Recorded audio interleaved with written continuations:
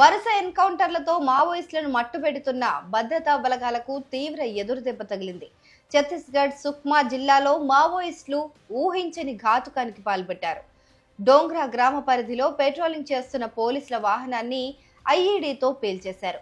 ఈ ఘటనలో ఏఎస్పీ ఆకాష్ రావు స్పాట్లోనే మృతి చెందారు.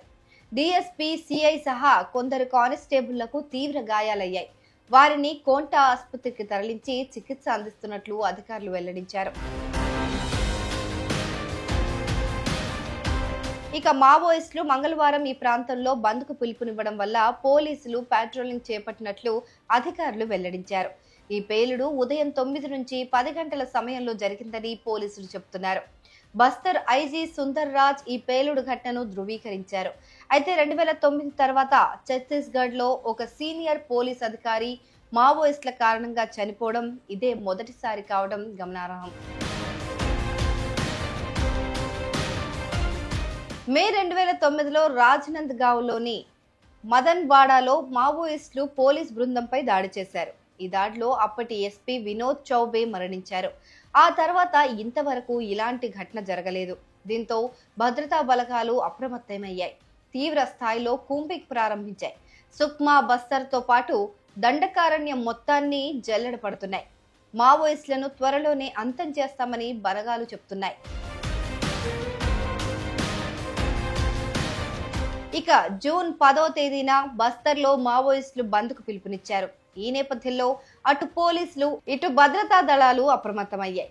మావోయిస్టుల కోసం అడవిని జల్లెడ పడుతున్నాయి. ఇటీవల కేంద్రం మావోల ఏరివేత ప్రారంభించింది. ఈ ఆపరేషన్ లో అనేక మంది మావోయిస్టులు, అగ్రనేతలు హతమయ్యారు. దీంతో మావోల ప్రాబల్యం తగ్గుతోంది. అందుకే కేంద్రాన్ని హెచ్చరించడానికే ఈ బ్లాస్ట్ చేసినట్లు తెలుస్తోంది. కేంద్ర ప్రభుత్వం మాత్రం మావోయిస్టులతో చర్చలు జరిపే ప్రసక్తే లేదని ఇప్పటికే తేల్చి చెప్పేసింది. మావోయిస్టులు లొంగిపోవడం తప్ప వారికి మరో ఆప్షన్ లేదని తెలిపింది. లేదంటే తీవ్ర పరిణామాలు ఉంటాయని హెచ్చరిస్తోంది. ఇక కేంద్రం చేపట్టిన ఆపరేషన్ కు వ్యతిరేకంగా మంగళవారం మావోయిస్టులు బంద్కు పిలుపునిచ్చారు. ఇంతలో మావోయిస్టులు ఈ ఘాతుకానికి పాల్పడటంతో పోలీసులు ఒక్కసారిగా ఉలిక్కిపడ్డారు. దీంతో ఏ క్షణం ఏం జరుగుతుందో తెలియకపోవడంతో బలగాలు అప్రమత్తంగా వ్యవహరిస్తున్నాయి. जैसा दिनांक 21 मई 2025 को सीपीओ मोदी संगठन के सरगना बसवराजू, उनके जनरल सेक्रेटरी का मृत्यु अबुजमार जंगल के अंतर्गत माओवादी एवं सुरक्षा बल के बीच में हुई मुठभेड़ के पश्चात हुई। उसको लेकर माओवादी संगठन द्वारा 10 जून को बंद के कॉल किया गया। इसके पूर्व में भी माओवादी संगठन के अनेक टॉप लेवल कैडर्स और उनके PLG formation cadre, central committee member, सबका अलग अलग मुठभेड़ के पश्चात उनका मृत्यु हुआ।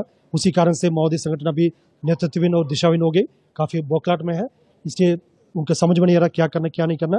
सिर्फ और सिर्फ साजिश और कायराना हरकत के माध्यम से क्षेत्र की जनता का आईडी के माध्यम से उनका जान माल का नुकसान पहुंचाना है, जो संपत्ति को नुकसान पहुंचाना है, सुरक्षा बल सदस्य को टारगेट करके आईडी ब्लास्ट करना, इस प्रकार का एक कायराना हरकत को अंजाम देने के लिए उनके द्वारा कोशिश देखने को मिल रहा है। लेकिन माओवादी के इस प्रकार हरकत से कोई असर नहीं पड़ेगा।